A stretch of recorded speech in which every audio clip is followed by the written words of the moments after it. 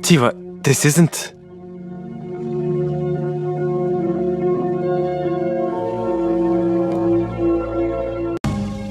Make the call. I want them before midnight.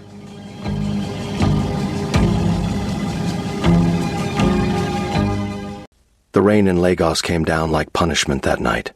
Tiwa Bankole pressed her twins tighter against her chest as 3 black SUVs sealed off both ends of the market street. 5 years she had stayed buried.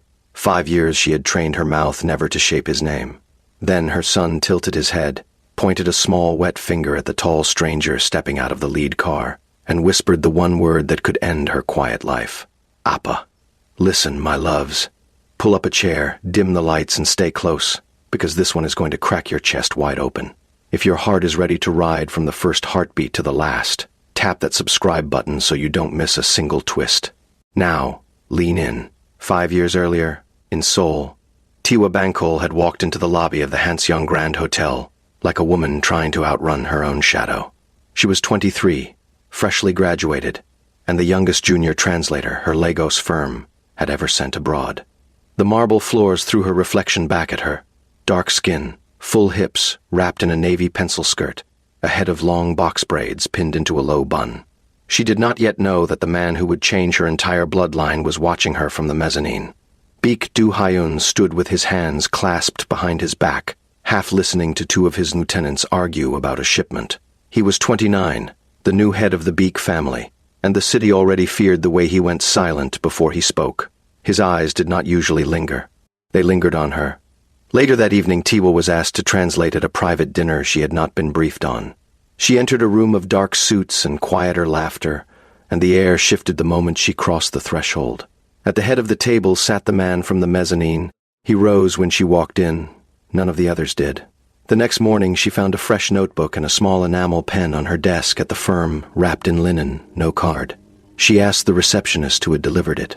The receptionist only bowed slightly and said the guest had requested anonymity. Tiwa turned the pen over in her hand. The Baek crest had been etched into the cap, so small you would only catch it in good light. 3 days later, she met him properly. Her firm had assigned her to interpret for a real estate negotiation, and the buyer was him. He sat across the long glass table, did not smile, and yet every time her voice paused for a breath, his eyes climbed her face like he was memorizing a route home. By the end of the meeting, he had bought a building he did not need and asked, in quiet English, if Miss Bankole would do him the honor of dinner.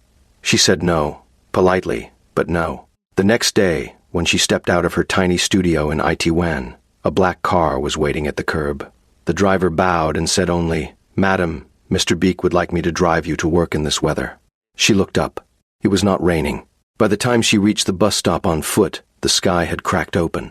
Later that night, she found him standing in the rain outside her building.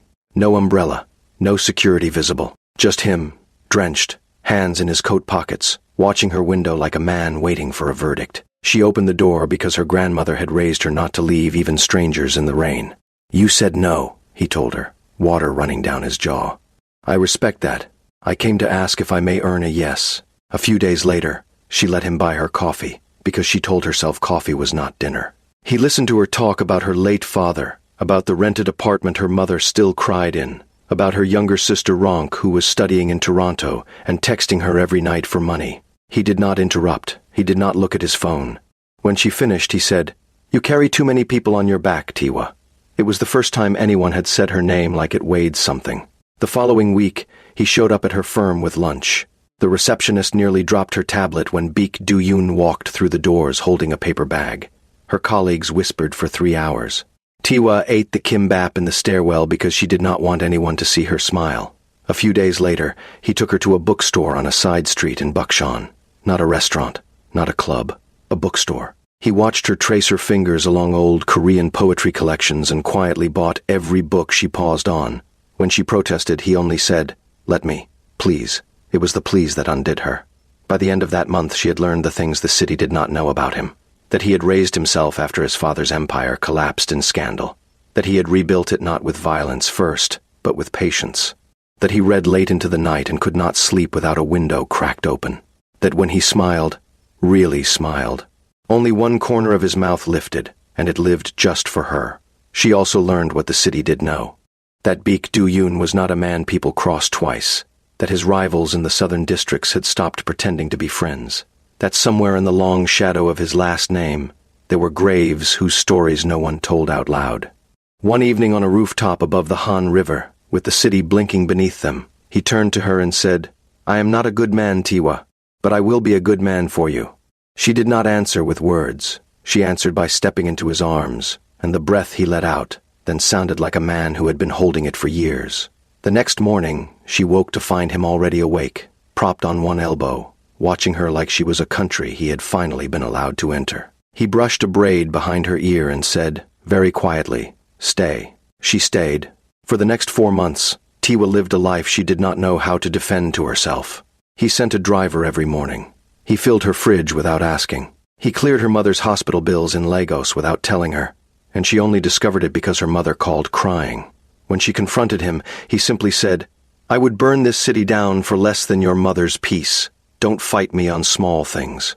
A few weeks after that, a young businessman at a gallery opening leaned too close to her at the bar, his hand brushing her wrist as he asked her in slow English if she had ever modeled.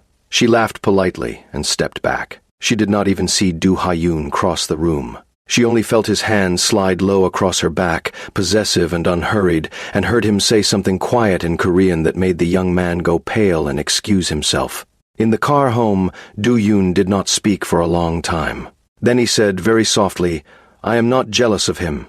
I am jealous of every minute of your life I was not in." She put her hand on his jaw and did not let go until they reached her door. She tried for a while to keep her sister out of that world.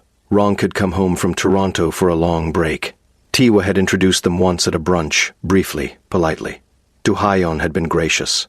Ronk had been too quiet for too long afterward. A few weeks later, the gossip began, soft at first. A photographer's wife at a charity gala mentioning how lovely Mr. Baek's Nigerian friend looked. Then an online post she could not trace, suggesting Mr. Baek had a thing for foreign women. Then a longer article in a tabloid, hinting at twin sisters, hinting at scandal. Tiwa learned, the hard way, that being loved by a man like Baek Do-ha-yoon was the same thing as being painted on the front of every knife in the country. Do-ha-yoon handled it the way he handled everything, quietly. Lawyers moved. Editors apologized. 2 journalists lost their jobs in a single afternoon. He told her, "Don't read those things. They write because they cannot reach me." She believed him. The next month, she missed her period. She sat on the bathroom floor of his penthouse staring at 2 thin lines, then at 4, then at 6, because she had bought 6 different brands. She was 23. She was Nigerian. She was in a country that had only just learned to say her name without choking on it. She was carrying twins, though she did not know that yet, by a man whose enemies wrote his obituary in their dreams. That night, she did not tell him. She wanted one more day to hold the secret like a small warm coal in her palm, just for her. The following morning she went to his office to surprise him with breakfast. She had a small card in her bag that said, in shaky Korean, "We are 3 now." She rode the private elevator to his floor. The receptionist tried to stop her. The receptionist's eyes were already wet, which she did not understand until later. She pushed open the door to the inner lounge and saw her sister Ronk standing in Do-ha-yeon's arms. Ronk, in his suit jacket, her lipstick on the rim of his coffee cup, his hand on Ronk's back the way it had so recently been on hers. Tiwa did not scream. She did not cry. She just stood there until Do-ha-yoon looked up and his face changed. Not with guilt, she would tell herself later, but with shock. Ronk turned, saw her, and smiled. That smile was the thing that broke her in half. It was not the smile of a sister caught. It was the smile of a sister winning. Do-hyun stepped forward and said, "Tiwa, this isn't..." She raised one hand. "Don't." She walked out. She did not run. She walked. The elevator doors closed on the sound of his voice calling her name. By that evening she was in a hotel near the airport with the door bolted. Her phone rang 17 times. She did not answer. At 11 that night, security knocked. They told her, very politely, that Mr. Baek was downstairs and would like 5 minutes. She told them, very politely, that she would jump from the window if he stepped 1 foot into the corridor. They believed her. He left. The next morning before sunrise, she boarded a flight to Lagos under a friend's name. By the time Do-ha-yoon's people traced the booking, the plane was already over open water. In Lagos, she went home to her mother's flat in Surulere and slept for 3 days. On the 4th day, she vomited until she could not stand. On the 5th day, the doctor said the word, twins. On the 6th day, she made her mother swear, on her father's grave, never to speak the name Beek to anyone, ever. Ronk called twice from Seoul. Tiwa did not pick up. The 3rd time, she blocked her sister's number. The 4th time, Ronk called from a new number. Tiwa blocked that too. By the end of the month, Ronk had stopped calling, and Tiwa told herself the silence was a small mercy. 5 years passed. Tiwa Bangkol built a life with her bare hands. She moved her mother out of Surulur into a quieter flat in Magodo. She started a small translation agency from her living room that grew, by the 3rd year, into a real office on the mainland with 4 employees. She wore her hair natural now, a soft halo around her face. She laughed again, sometimes. She did not date. Her sons grew. 2 boys identical, with their father's quiet eyes and her mother's mouth. She named them Kian and Kaya, names that belonged to no continent in particular. Names she had chosen so that no one in either family could claim them. They were 5 years old now. They were the entire reason her heart still beat. They did not ask about their father often. When they did, she told them he had been a good man who had to go far away for important work. She did not lie about the good part. She had decided, somewhere in those long Lagos nights, that whatever Beek Duhayan had done to her, he would not be allowed to poison her children's first memory of him. That, she told herself, was the last grace she would ever give him. A few months before the twins' 5th birthday, Lagos started feeling different. Tiwa could not have explained it to anyone. Cars seemed to slow at her gate for half a second too long. Her mother's neighbor mentioned, in passing, that a polite young Korean man had been asking around the estate about a translation agency. Tiwa told herself it was paranoia. Lagos was full of Koreans now. Construction, trade, embassies. It meant nothing. The next week, her office received an inquiry from a shipping company asking for a private interpreter for a high-level meeting. The fee was triple her usual rate. She nearly took it.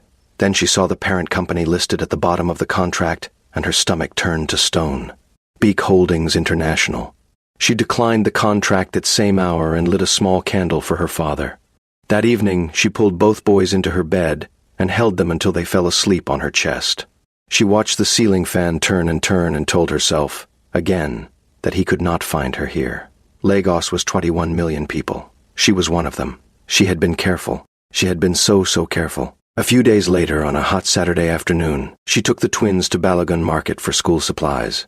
She wore a head wrap and oversized sunglasses, not because she expected anyone, but because she had been wearing them for 5 years. Kian and Kaya ran ahead of her, weaving between stalls, laughing at the same things at the same time the way only twins do. She bought them roasted corn. She paid for new exercise books. She let herself believe, for 1 full hour, that her life was as simple as it looked. Then the rain came. It came the way Lagos rain always comes, without warning, sideways, biblical. The market scattered. Traders threw tarpaulin over their wares. Tiwa scooped Kaya onto her hip, grabbed Kian's hand, and ducked under the awning of a closed shop at the end of the street. She was laughing, actually laughing, wiping rain from Kia's eyelashes, when the first SUV slid to a stop at the mouth of the street. Then the second, then the third. The market went quiet in the way markets go quiet, when everyone has already understood what is happening before their brains can catch up. Traders melted backwards into doorways. A boy hawking sachet water vanished. Tiwa's laugh died in her throat. She knew that kind of car. She had ridden in that kind of car. Black, tinted, polished even in rain. They did not belong to anyone Lagos was proud of. The back door of the lead SUV opened. A tall man stepped out under a black umbrella held by an assistant. He wore a long, dark coat. He did not look at the market. He looked at the awning where she stood. He looked at her, and only her. The way he had once looked at her across a long glass table 5 years ago, like he was memorizing the route home. Tiwa could not move. Her body would not obey her. Kian's small hand tightened in hers. Kaya, on her hip, lifted his head off her shoulder and turned, slowly, to follow her gaze. The rain hammered the tin roof above them.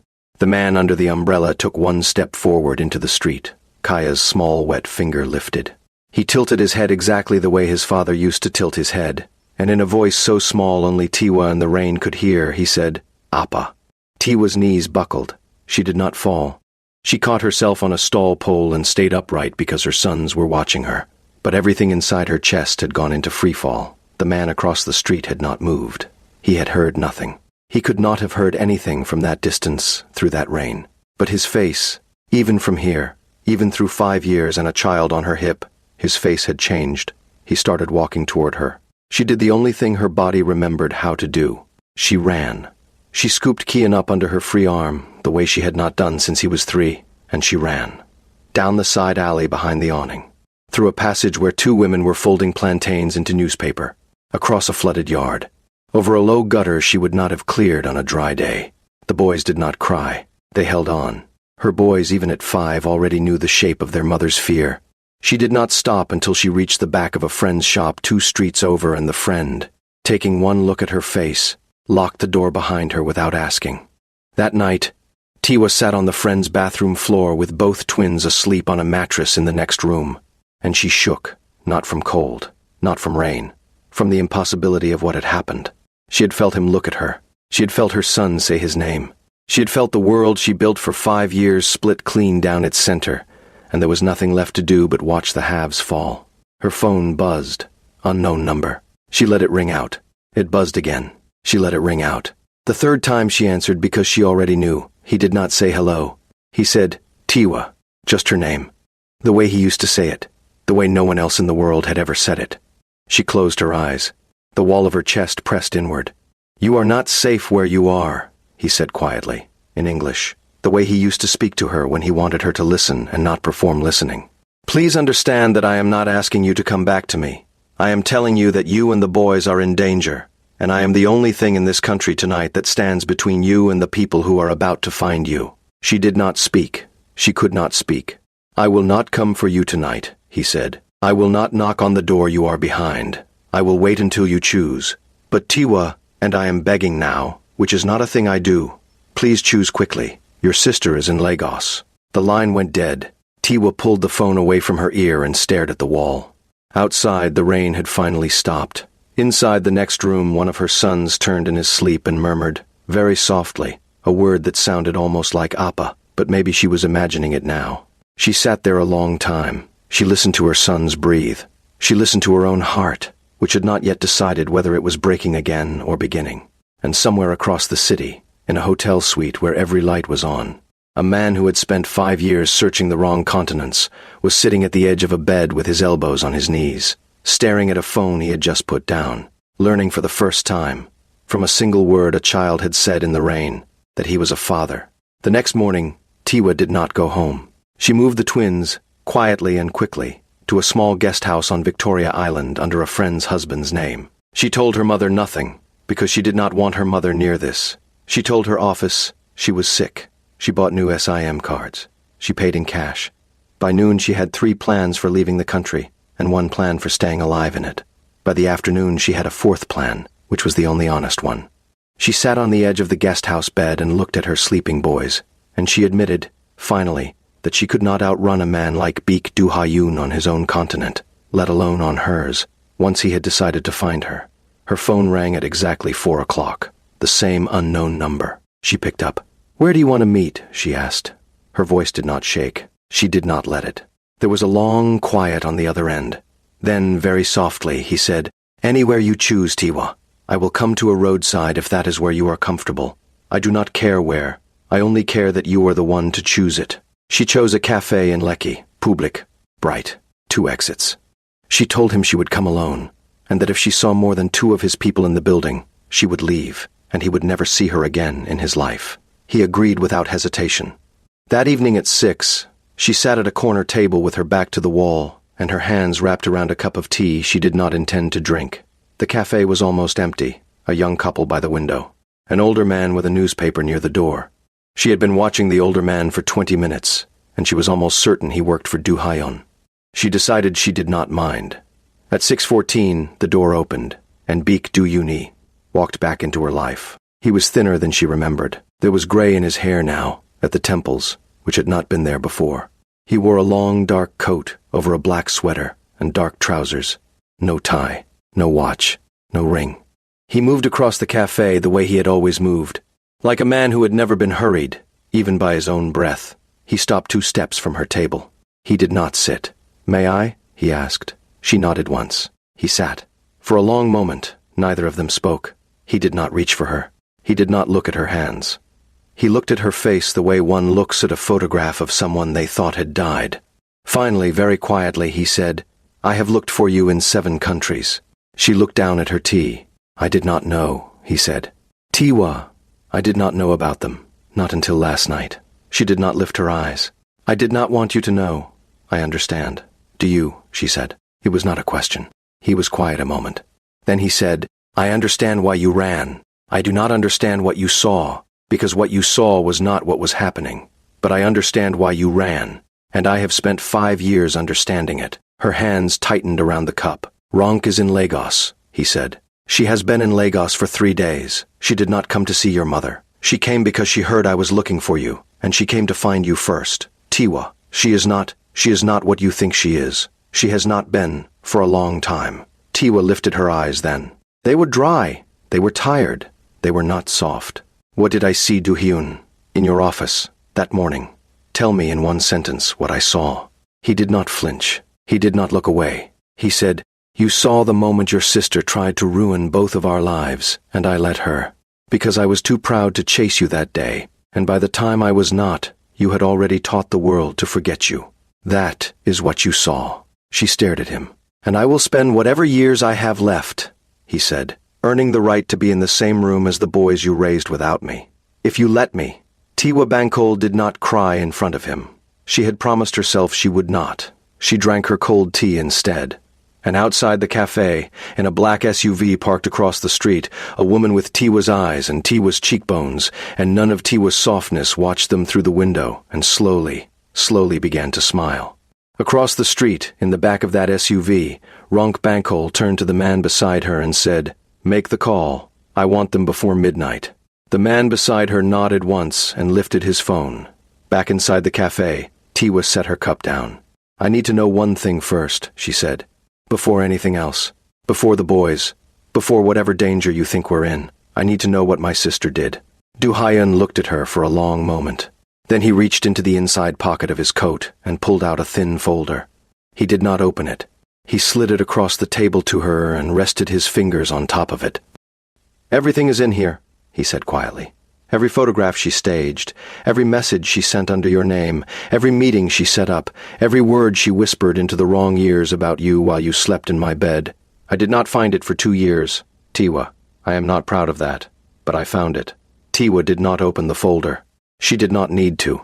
She had felt the shape of the truth the moment her sister had smiled at her over Do-hyun's shoulder 5 years ago. The folder only made the shape sharper. "Why?" she said. It was the smallest word in the language, and the heaviest one she owned. "Because she has always wanted to be you," he said. "And she could not be you. So she tried to become me instead." Tiwa exhaled. It was not quite a laugh. It was the sound of something old and tightly wound finally beginning to loosen. "Where are the boys right now?" he asked. He did not look around as he asked it. His voice did not rise. "Somewhere safe. Tiwa." His jaw tightened. "I am not asking as their father. I am asking as the man who knows what your sister is willing to do." She looked at him a long moment. Then she said, "Victoria Island, the Aduni guest house, room 12. He stood up before she had finished the sentence. He was already on his phone, speaking low, rapid Korean to someone she could not see. Within seconds, the older man with the newspaper had folded it and walked out the door. Within 30 seconds, 2 black SUVs that had not been there a minute ago were rolling past the cafe window. "They will not be alone for another second of their lives until this is finished," Do-hyun said. He sat back down. His hand, very slowly, came to rest on the table near hers. He did not touch her. He waited. She looked at his hand. She looked at the small white scar on the knuckle she remembered. She looked at the place on his 4th finger where there had never been a ring, where there had also never been the pale band of one removed. She did not take his hand. Not yet. But she did not move hers away either. Outside, the sky over Lagos was turning the color of a bruise. Somewhere in the city, her sister was making a phone call. Somewhere else, 2 small boys were being carried, gently and quickly, into a car that would keep them alive. And inside a small cafe in Lekki, a woman who had spent 5 years teaching herself to forget a man's name was sitting across from him again, and the world, for the first time in 5 years, was about to remember her. The next 24 hours would either give her back everything she had lost, or take from her the only 2 things she had left. She did not yet know which. But she knew, finally, which side of the war she was on. The drive to the Aduni guest house took 18 minutes. Tiwa counted every one of them. She sat in the back of the second SUV, not the one with Du Hyun, because she had insisted. He had not argued. He had only said, "Stay in the middle car, always the middle car," and closed the door himself. The streets of Lekki blurred past her window. She watched the brake lights of the lead car ahead, watched the headlights of the trail car behind, and understood, with a clarity she had not allowed herself in 5 years, that this was what being loved by Baek Du Hyun had always looked like. Not flowers, not jewelry, a middle car. When they reached the guest house, 2 of his men were already in the lobby. 2 more were on the stairs. One was at the door of room 12, and he stepped aside the moment he saw her face. She pushed the door open herself. Kian and Kaya were sitting cross-legged on the bed, eating jollof rice from styrofoam plates a maid had brought up. They looked up when she came in. They looked behind her, at the tall man in the long coat standing in the corridor, and they went very still in the way only twins go still. At the exact same moment, in the exact same way, Tiwa knelt down by the bed and took both of their small faces in her hands. "Listen to me, my loves," she said softly. "Mummy is going to introduce you to someone tonight, and I want you to know that whatever you feel, whatever your small bodies tell you to do, it is allowed, okay?" They nodded together.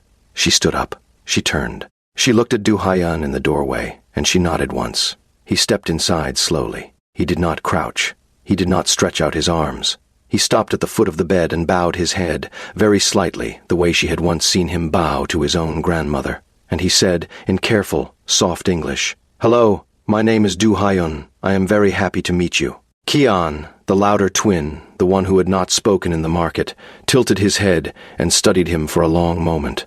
Then he said, in the matter-of-fact tone 5-year-olds use when they are stating obvious facts about the universe, "You have Mummy's eyes." Tiwa pressed a hand to her mouth. Kaya, the quieter one, the one who had said the word in the rain, set his plate down and slid off the bed. He walked across the carpet on small bare feet. He stopped in front of Du Hyun and looked up at him for a long, long moment. Then he lifted both arms.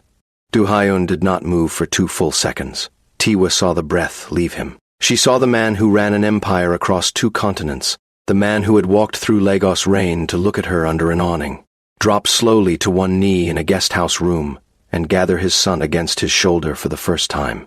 He did not cry. He was not the kind of man who cried, but his hand, against the back of Kaya's small head, shook once, and Tiwa saw it, and she had to look away. A few minutes later, Kayan was in his other arm, both boys on the floor, leaning into a man they had never met as if their bodies had been waiting 5 years to know what he smelled like. And Tiwa stood by the window, watching the curtains move in the air conditioning, and understood that whatever happened next, this moment had already paid for some of the years. That night, after the boys had fallen asleep in the inner bedroom, Tiwa and Du Hyun sat in the small sitting room of the suite. He had taken off his coat. She had taken off her shoes. 2 of his men stood outside the door. 3 more were in the lobby. The guest house owner had been quietly compensated for the inconvenience of his other guests being asked, with great politeness, to please relocate to the sister property for the night. "Talk to me," she said. "All of it, from the morning I left." He talked, for nearly an hour. He told her how he had gone to her flat that same afternoon and found it empty. How he had gone to her firm and learned she had quit by email. How he had flown to Lagos within 48 hours and stood outside her mother's gate for a whole day before her mother had come out and told him, with the cold dignity only Yoruba mothers possess, that her daughter was not in Nigeria and would never be in Nigeria again, and that if he loved her at all, he would respect what she had decided. He had believed her. He had flown back to Seoul. He had searched 7 countries.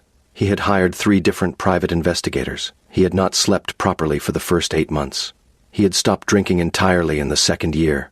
He had not been with another woman, he said, very quietly, looking at the carpet, not because he was trying to impress her with this fact, but because she had asked him to tell her all of it, and that was part of all of it. He told her about Ronk, how Ronk had stayed in Seoul after Tiwa left, how Ronk had inserted herself into the periphery of his life with the patience of a woman who had nothing else to do, how she had befriended his assistant, how she had been seen at events he was at, how she had told people softly and often that she was Tiwa's sister, the one Mr. Baek had been so fond of, how she had built, over years, a small, careful web of suggestion that she was somehow part of him. How he had finally understood, 2 years ago, when his head of security had brought him a folder. The folder now sitting on the coffee table between them. "I sent her away then," he said. "I told her she was never to contact my office again. I told her if I ever heard her speak your name in public, would make sure she could not afford her own rent. I thought she had given up. I was wrong." "What does she want now?" Tiwa said. He was quiet for a moment. Then he said, "She wants the boys. She has known about them for a long time, Tiwa. Longer than I have. I think she has known almost from the beginning." Tiwa's hand went to her stomach the way it had not gone in 5 years. "How?" "Your mother's neighbor. The one who emigrated to Toronto 3 years ago. Your mother used to leave the boys with her sometimes. Ronk was in Toronto at the time, you remember. She visited. She saw photographs. She put it together. And she did not tell you." "No.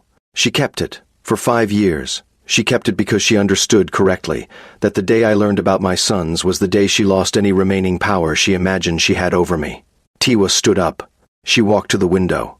She pulled the curtain aside 1 inch and looked down at the empty street. "What is she planning?" she said. "My people intercepted a call earlier this evening. She is working with a man named Tund Akand. He has a small operation on the mainland. Kidnapping for ransom mostly. She has promised him a very large amount of money to take the boys tonight." Tiwa let the curtain fall. She turned around very slowly. "Tonight," she said. "Tonight. Where is she now?" "In a hotel on Victoria Island, 4 kilometers from here. My people are watching her. She does not know we are watching her. She does not know I know." Tiwa walked back to the couch. She sat down. She looked at the folder on the coffee table. She did not open it. She said, "I want to be there when you take her." He looked at her. "Not to hurt her," she said. "I am not you, I am not. I will not do that. But I want her to look at my face when she understands that she has lost. I have earned that, Duyun. After everything, I have earned that." He nodded once. "You have." A few minutes after midnight, Tiwa changed into dark clothes one of his people had brought up from the car. She kissed both boys on the forehead. She told Mama Bissy, the guesthouse owner's wife, who had been quietly paid a year's salary to sit beside the children with 2 of Du Haiyun's most trusted men outside the door, that she would be back before sunrise. She walked out of the room without looking back, because if she looked back, she would not be able to leave. The car ride to the hotel was silent. Du Haiyun sat beside her. He did not hold her hand. He did not need to. His knee, just touching hers, did the work of an entire embrace. They did not go through the lobby. They went up a service elevator with 2 of his men. They stopped on the 14th floor. The corridor was empty. The carpet was thick. The door of room 1014-7 had been left, by a member of staff who had been paid, unlocked from the inside. Du Haiyun pushed it open. Ronk was sitting on the edge of the bed in a silk robe, on the phone, her back to the door. She was laughing. The kind of laugh she had only ever used when she thought she was winning. She did not hear them enter. She only stopped laughing when Tiwa said, very quietly, from the doorway, "Hello, sister." Ronk turned. For 1 second her face did exactly what Tiwa had needed her face to do for 5 years. It collapsed. The smile, the certainty, the small queenly tilt of her chin. Gone. All of it gone. In its place, a 28-year-old woman who had just understood, for the first time in her life, that she had run out of room. The phone dropped from her hand onto the bed. The voice on the other end kept talking for a second, then went quiet. "Tiwa," Ronk said. Tiwa stepped fully into the room. Du Haiyun stayed by the door. He did not need to say anything. His presence said it. "You called a man tonight," Tiwa said softly. "You promised him my children. Say it. Out loud. Say it to my face." Ronk's mouth opened. Nothing came out. "Say it. Tiwa, please. You knew about them," Tiwa said. Her voice was very low. It was not shaking. "You knew for years. You watched our mother raise them on weekends. You held them, Ronk. You held my babies and you smiled at our mother, and you went back to Seoul and you tried to step into the life I had built before I left it. And when you could not have it, when he sent you away, you decided to sell my children." Ronk's eyes were wet now. The tears were real. Tiwa did not care. "Look at me," Tiwa said. Ronk looked at her. "I forgive you," Tiwa said. Ronk flinched as if she had been struck. "I forgive you," Tiwa said again, "because if I do not, I will carry you in my chest for the rest of my life, and you have already taken 5 years. You do not get any more. But forgiveness is not the same as mercy, and it is not the same as forgetting. You will never see my sons. You will never call our mother again. You will sign every paper Mr. Beek's lawyers put in front of you, and you will go somewhere very far from both Lagos and Seoul, and you will live the rest of your life knowing that the sister you tried to destroy is the only reason you are not in a cell tonight. Do you understand me, Ronk? Ronk nodded. She could not speak. Say it. I understand. Tiwa looked at her for one more moment. Then she turned around and walked out. In the corridor, she did not cry. She did not stop walking until she was in the service elevator. The doors closed. Du Hyun was beside her. He did not touch her. He waited. Halfway down, she turned into his chest. She did not make a sound. He wrapped both arms around her and held her the way a man holds something he has been told. For 5 years, he was not allowed to hold again. The elevator kept going down. Neither of them said a word. By the time they reached the lobby, she had wiped her face. She had straightened her back. She had walked out of that hotel like a woman who had just paid the last installment on a debt she did not owe. The next morning, Tiwa woke up in the guest house with one twin curled under each arm and a man asleep in an armchair across the room, still in last night's clothes, his head tilted at an angle that would hurt him when he woke. She watched him sleep for a long time. She watched the small rise and fall of his chest. She watched the gray at his temples that had not been there 5 years ago. She wondered, quietly, how many of those gray hairs were hers. Kaya stirred. He opened one eye. He saw his father across the room. He smiled in his sleep and turned his face into Tiwa's neck. She closed her eyes. The man called Tunda Kand was arrested before lunch. The police did the arresting, but everyone in the right buildings understood whose phone calls had made it possible. Ronk Bankol boarded a flight to a small city in Eastern Europe by the end of the week with a one-way ticket and a settlement she would never speak about, and the Bankol sisters would not see each other again in this life. Tiwa's mother was told a softer version of the story, because some truths are not for mothers. She believed what Tiwa told her, mostly because she wanted to. A few days later, Tiwa took the twins home to her own flat in Magodo for the first time since the market. Du Hyun did not come inside. He stood by the gate. She had told him gently that she needed the boys to see their home, to know their home was still their home, that nothing had been taken from them. He had nodded. He had said, "I will be wherever you tell me to be." She had told him to be at her gate at 7 the next morning. He was there at 6:50. That morning she made breakfast for 4 people in her kitchen for the first time in her life. She let him sit at the small table with the boys. She watched him try, with great seriousness, to teach Kian how to hold chopsticks with a plantain. She watched Kaya climb into his lap halfway through and stay there. She did not say anything. She drank her coffee. By the end of the week, Du Hyun had rented a flat 2 streets away. He did not move into hers. He did not ask to. He said, when she asked him about it on her balcony one evening, "I will not move a single box into your home until you tell me to. Tiwa, we have a great deal of time."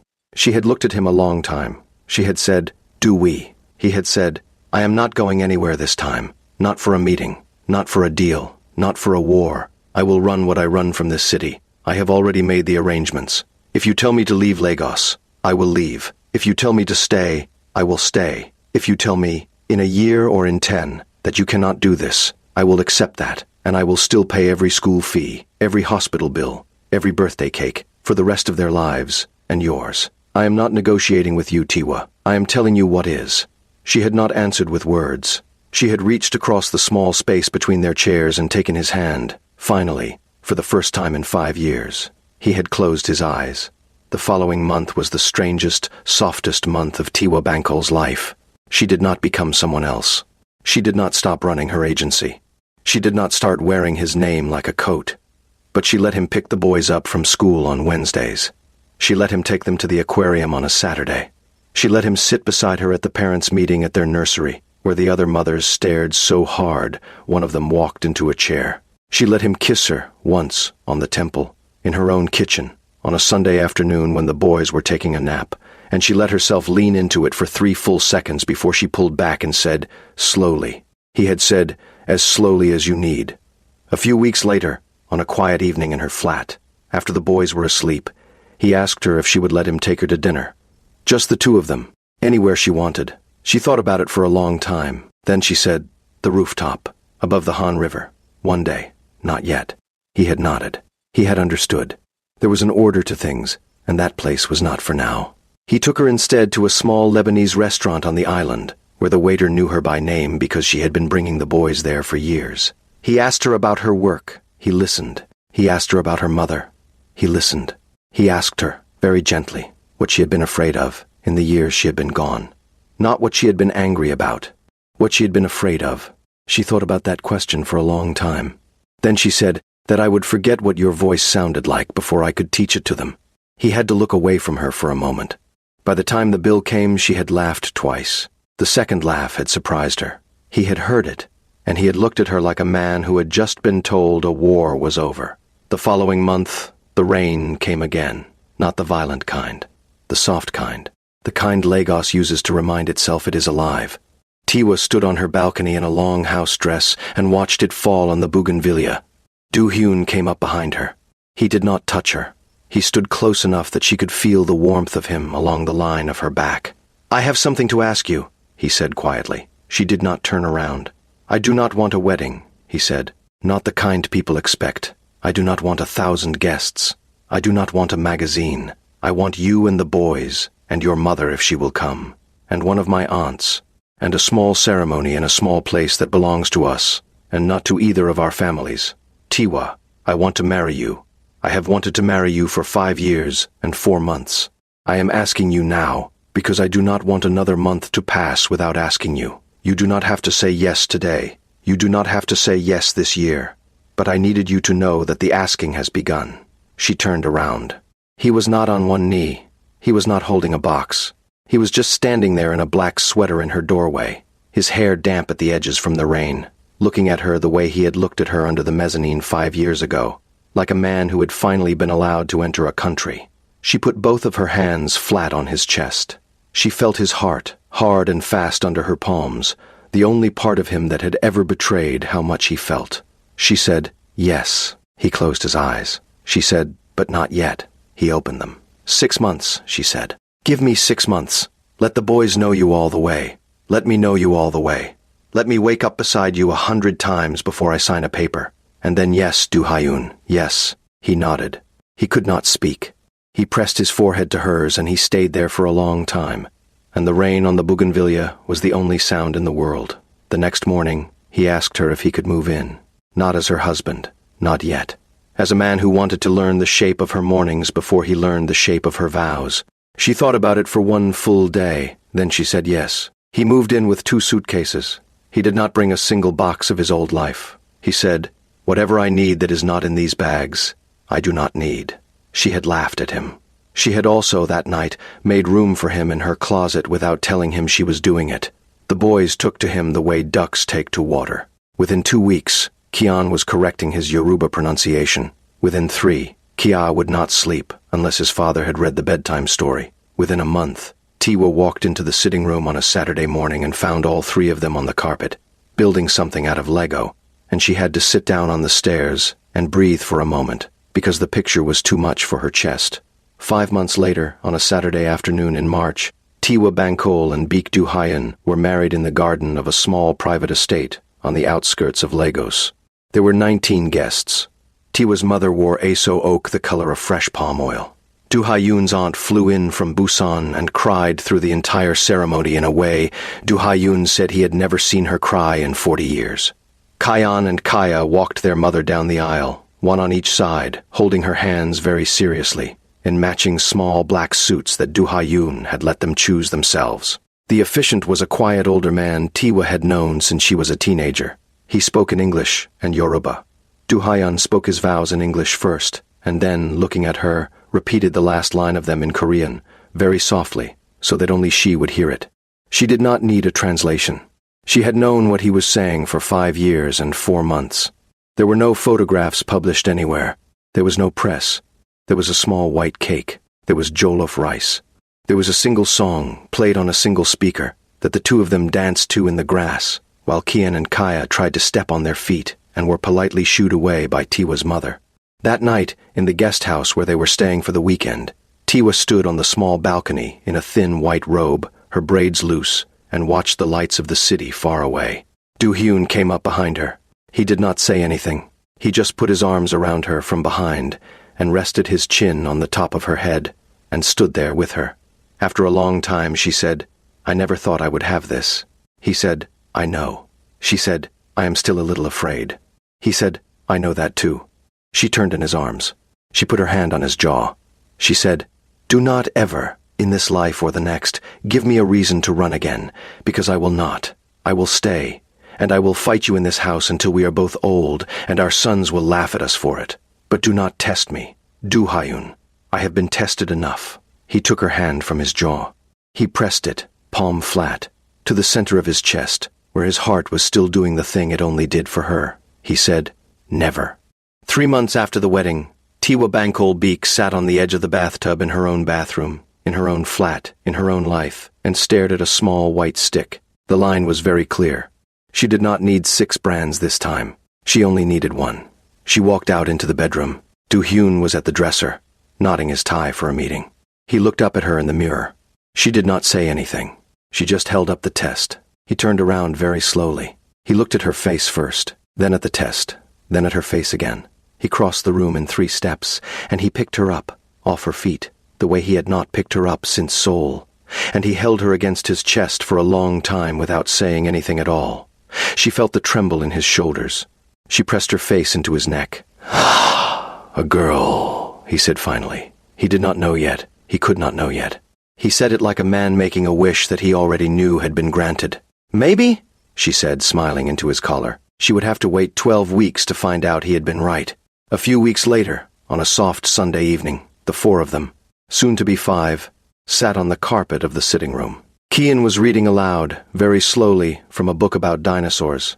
Kia was leaning against his father's shoulder, half asleep. Do-hyun had one hand resting, lightly, on the small curve at Tiwa's waist that was not yet showing to anyone but the 2 of them. Tiwa looked around the room, at the lamp she had bought herself in the 2nd year of being alone, at the photograph of her mother on the side table, at the small drawing one of the twins had taped to the wall of 4 stick figures, all holding hands, with a 5th small stick figure between 2 of them. She had not asked him when he had drawn it. She had not needed to. She thought, very quietly, about a young woman who had stepped off a plane in Seoul at 23 with a single suitcase and no idea who was about to walk into her life. She thought about a rooftop above the Han River and a rainy night in Lagos 5 years later and a small voice under a market awning saying a word it should not have known. She thought about how love, the real kind, the kind that survives the worst version of the people who carry it, does not arrive the way you expect. It arrives, sometimes, as a man in a wet coat standing outside your door. It arrives as a sister you have to forgive in a hotel corridor. It arrives as 2 small boys lifting their arms to a stranger in a guest house room and choosing him before you are ready to. It arrives, in the end, as a quiet Sunday evening, and a hand on your waist, and the smallest possible heartbeat under your ribs. Do-hyun looked over at her. He did not say anything. He only smiled, the way he had smiled at her in Seoul, with only one corner of his mouth, the smile that lived just for her. She smiled back. Outside, the Lagos sky turned slowly from gold to violet. Inside, Kian finished his page about dinosaurs and started on the next. Kia's breath went soft and even against his father's chest. The lamp on the side table threw a warm small circle of light onto the carpet, and inside that circle, the 4 of them, soon to be 5, sat together in the only kingdom either of them had ever truly wanted. If this story moved you even a little, do me one small favor before you go. Drop a like, share it with the friend who reads everything you send her, and hit subscribe so we can keep telling these stories together. There are more nights, more rains, more love stories like this one waiting for you on this channel. Stay close, my loves. The next one is already on its way.